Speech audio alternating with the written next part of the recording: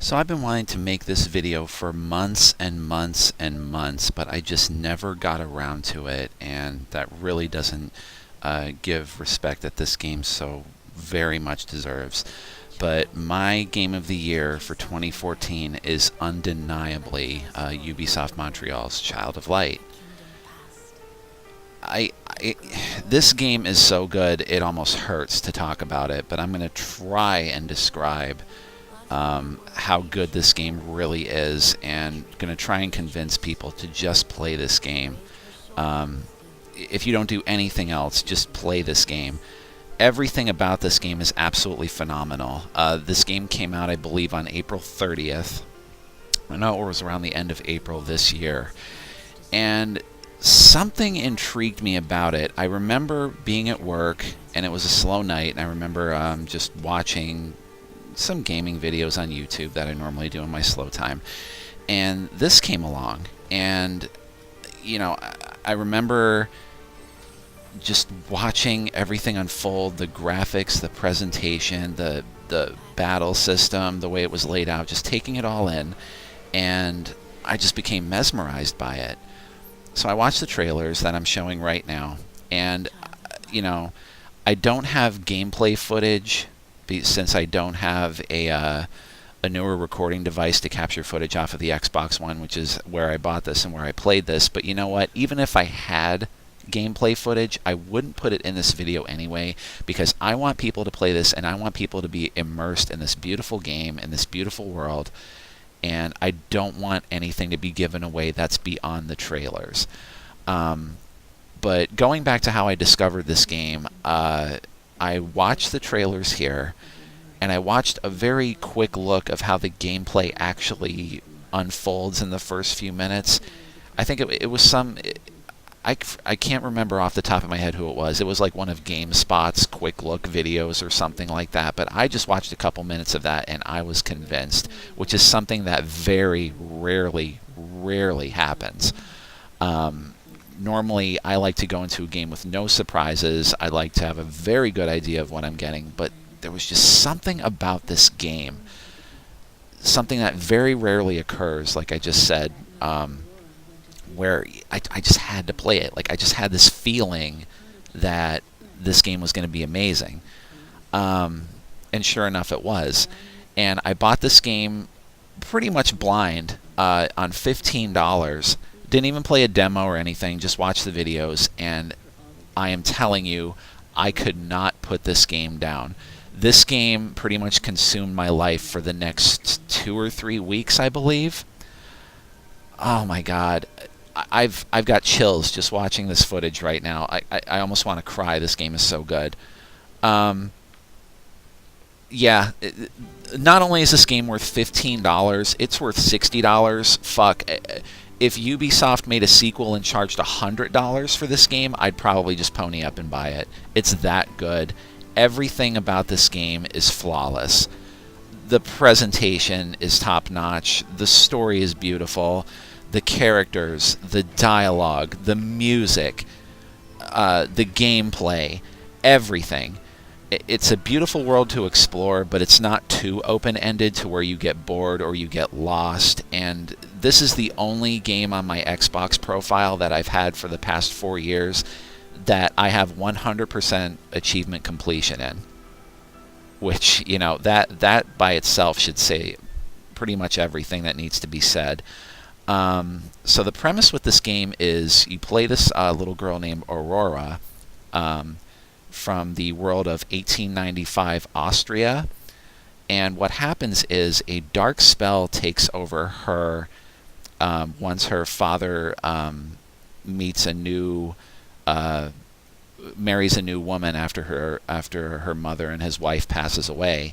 And what happens is Aurora comes down with a really dark magic spell, and she seemingly passes away. But what happened was, before her mother in the past put this protection spell on her, and she awakens in this mystical world called Lemuria. And really, everything just unfolds from there. It's like a storybook without being too juvenile. A lot of people complain about the fucking dialogue of all things in this game, but it's charming. yes, every line of dialogue rhymes, but in a way it kind of pokes fun at itself for doing that, because one of the first supporting characters you'll meet in this game has problems keeping up with the whole rhyming lingo, and a couple of the other characters kind of get a little pissed off and correct her, so her lines do rhyme. So it's definitely aware of what it's doing, and I think it's charming. I think it's cute. I think it's unique. This is a fantastic game. I can't say enough about it. Oh my God, it's so good. As you can see from if you can capture a little bit from, there's the skill trees and everything, which definitely do help. They're not at all intimidating or anything like that. But the battle system is a take on the ATB battle system, the active time battle system, if you remember from the classic Final Fantasy games on the Super Nintendo. It basically plays out like that. There's only 2 people in your party, but they can be swapped out, and you will need to swap them out because different enemies you come across will require different strategies from the different abilities from your different characters. And, also, it's kind of weird that this game is, I think it's underrated in my opinion, even though it got overwhelmingly positive reviews. On Metacritic, if you go to the Wikipedia page, people basically shower this game with praise. Even on Steam, I had the store page pulled up here a second ago, but that had, I think tens of thousands of reviews that its rating is overwhelmingly positive. If you're worried about what platform this game exists on, it's basically out for everything as far as I know. I have the wiki page up here. Yeah, PC, PS3, PS4, PS Vita, the Xbox 360, the Xbox One. This game is even out for the Wii U. If you're still not convinced, I know on Steam there's a free demo to play, so you have absolutely no excuse.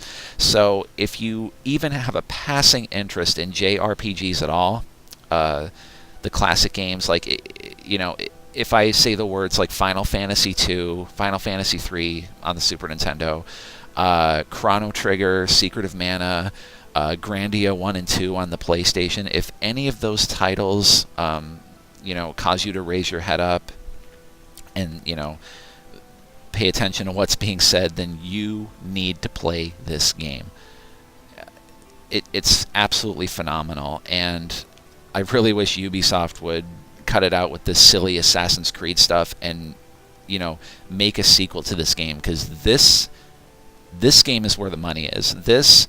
When I want a good video game, when I want something immersive, something solid, something that oozes with presentation and style, has barely any flaws in it at all, this is the kind of game I'm talking about. When the absolute worst possible thing I can say about this game is that it's too short, that's a pretty damn good video game.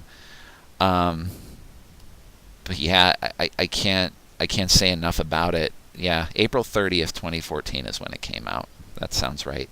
Because I went home as soon as this game came out and I bought it, and I'm so glad I did. And I feel like I literally robbed someone for buying this game for $15.